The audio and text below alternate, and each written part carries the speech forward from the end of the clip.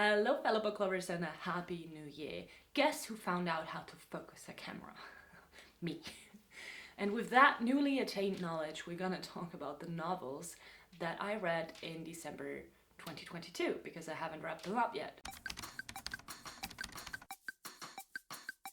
The first book I would love to talk about is A Slow Death, 83 Days of Radiation Sickness by NHK, which is the Japanese national television channel. This is the book that is based on the According documentary, which I am going to link in my info box because somebody has put it on YouTube. This is about a nuclear accident at a uranium reprocessing facility, and there were 3 workers affected, and this is focusing on one of them. So Hiroshi Uichi is the name of the man that got exposed to extreme doses of radiation, and we follow him as his sickness unfolds. And if you are not aware of what radiation does to your body, it kind of evaporates your chromosomes, like it destroys them, so your body does not have a blueprint anymore, and it looks like you're kind of deceasing from the inside out. So it's a very horrible and painful death, and unfortunately Uichi had to go through this. This book is held in the style of a coverage, and it focuses very much on the medical surroundings, like what happened to Uichi medically, and what the staff did in order to prevent further damage or like tried to help him with. And it's sort of portraying the tragedy and helplessness of the situation. To me, this was very, very informative, frightening and shocking. So I'd recommend it to people who are curious about what would happen to your body if you got exposed to a high dose of radiation, but also to people who are interested in the medical side of it. It doesn't go too much into detail, so it's probably not suited for somebody who has a lot of knowledge about it, like biologically seen. But if you don't really know a lot about medicine and you just have like a rudimentary understanding, this is a good level, I think. Then I read Men Without Women by Haruki Murakami. This is a short story collection all surrounding the topic of relationships, from the perspective of men, sometimes from an observer and sometimes from a figure that is standing inside of the relationship. This one was the first one where I felt an impact of my own disconnection to the female characters that Murakami writes on my liking of the book, because it just focuses on male and female relationships. So naturally it's going to have a lot more women. I'm not even sure if that is true. I think he likes to write relationships. There are 7 short stories in here, and 2 of them I really enjoyed, which was the first one, Drive My Car, about a man whose wife cheated on him, and then he tells it to his driver.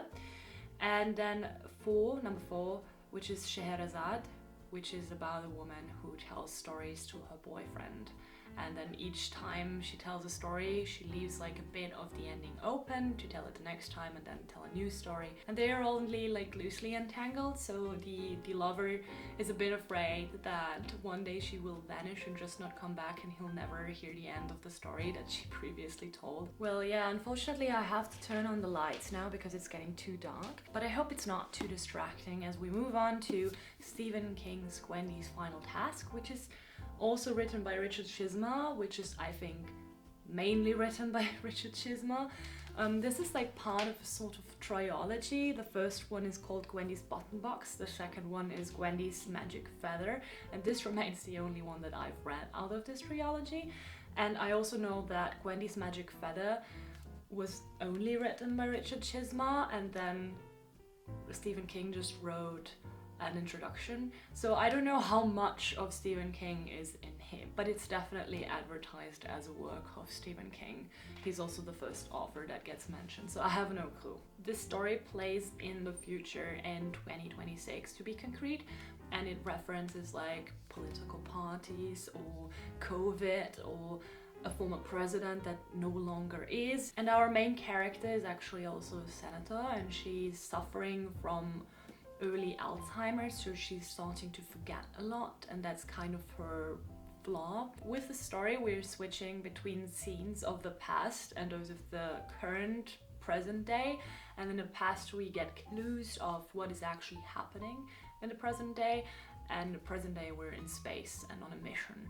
And I had a fun time trying to figure out what was actually happening. I don't know if I would have known what was going on if I'd read the first two books, but going through it like that and just trying to puzzle everything together made me probably enjoy it more than I otherwise would have, because this struck me as something that was really straightforward and no doubt about in what direction this is going to go. You know, there are not so many surprises in this, but I ended up enjoying it more than I thought I would.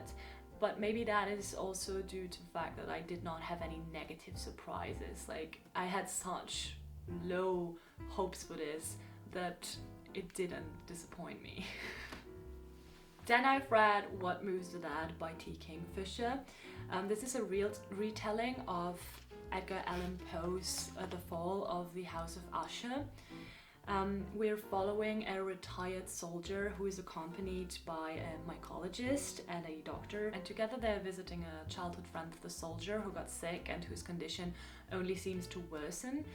And then when they arrive at the house, they notice that everything is full of fungi. Fungi? Unfortunately, I can't compare this to the original as I've not read it yet. But I know that there were some adaptations that the author did to the original story. She also explains it in her author's note, which, by the way, I would really advise you to not read if you still want to enjoy Mexican Gothic, because she does spoil you in her author's note, which I'm taking really personally, honestly. This is a very atmospheric book, and it managed to scare me here and there. Like, it had some really good moments where a shiver went down my spine. It also helped reading this at night. It's a very classic story in that sense as well, and you feel like it's somewhat familiar to you, but maybe that's because Poe's story is just so well known and you have it in your subconscious somehow, even if you've not read it, like me. And the length is perfect. Okay, while we're at the topic, let's just also talk about Mexican Gothic by Silvia Moreno Garcia. You've already heard my opinion of this 2 days ago. I posted my worst books of 2022 video, and unfortunately the book made it on the list, so I did not really enjoy it. I feel like it's redundant to talk about it as thoroughly, so I'm just gonna give you a quick premise. This is, as the other one, a story on which we follow a person who is like trying to help a loved one who fell sick in a huge house far away from town. And I also saw people compare to Rebecca by Daphne du Maurier, which is also a story that I have unfortunately not read yet, but I own it. It's somewhere on my shelves.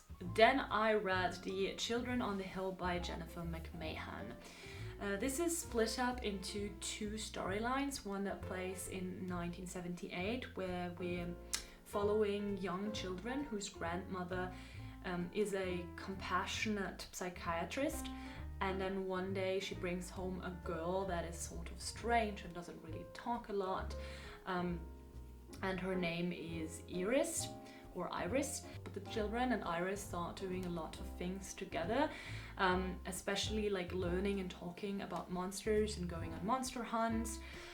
Like, they're just obsessed with monsters, and especially like Frankenstein's monster plays a huge role. And then there's another time point in 2019 where we follow a popular monster podcast host that is traveling through the country in order to find out about the whereabouts of some missing girls. I really recommend the audiobook with this one. I think the narrator did a fantastic job on narrating the story.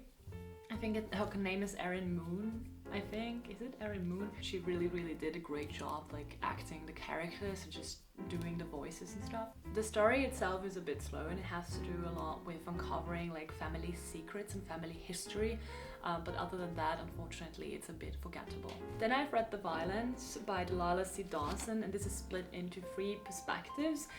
They are all women who belong to the same family.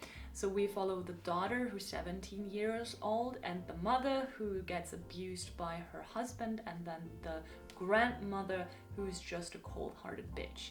This also plays in the future, and it also references the pandemic. And it does so because in this story there's a new virus that spreads called the violence, which causes people to just from one second to the other become really aggressive and attack the person that is closest to them until there's basically nothing left to attack from the person. Here I think that actually the scenes in which people get attacked can be quite brutal a lot of times. However, it's also a sort of fade to black, or we switch chapters and then we just pick it up again after an incident. So there's not a lot of tension going on, not even in the domestic violence scenes, I would say. There are scenes like in which the mother gets choked by her husband, but they were not really frightful. And trust me on this, because I am a person that normally can't really handle domestic violence, especially sexual violence, but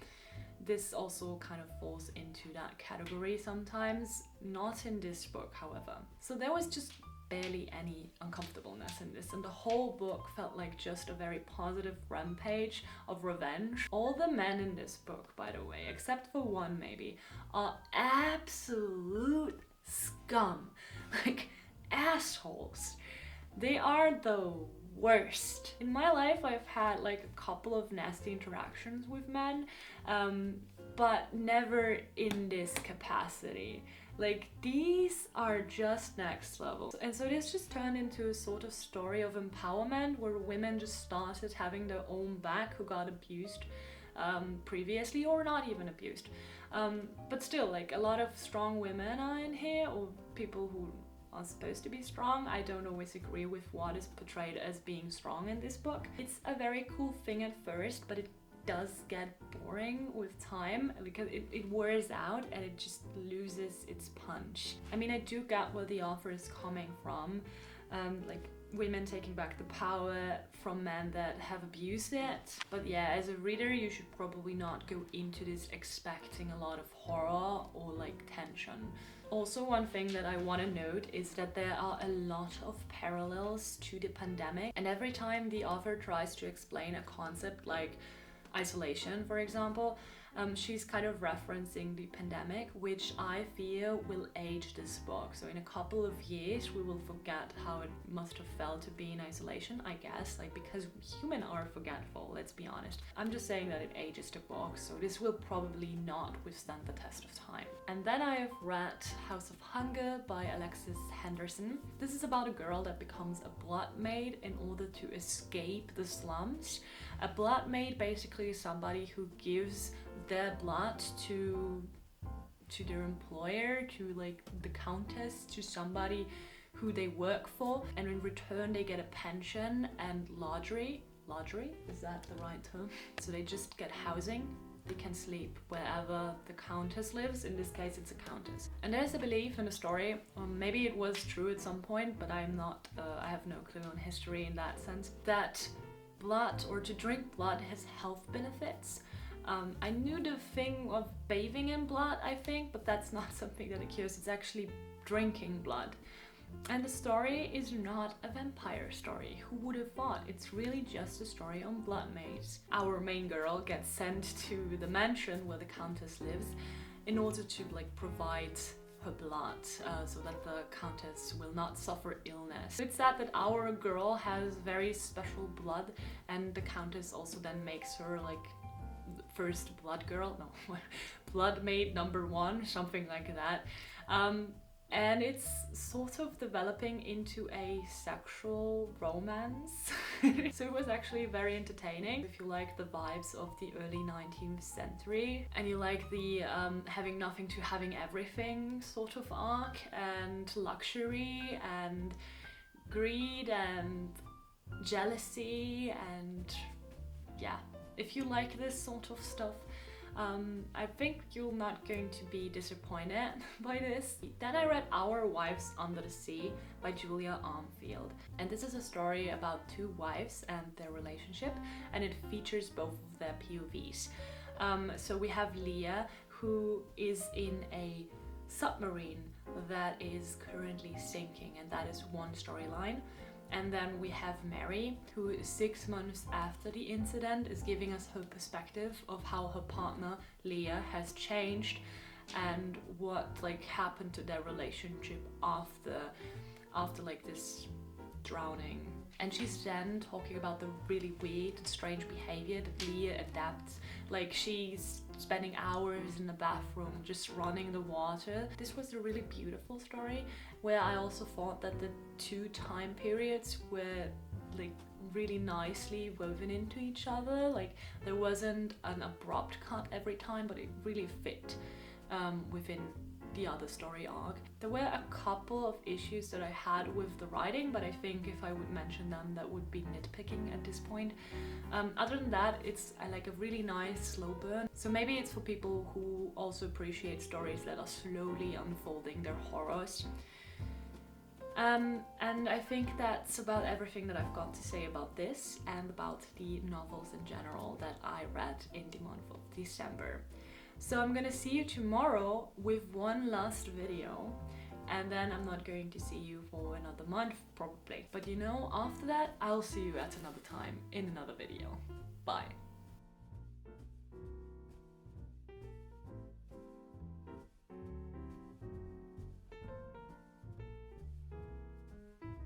Blood, blood, blood!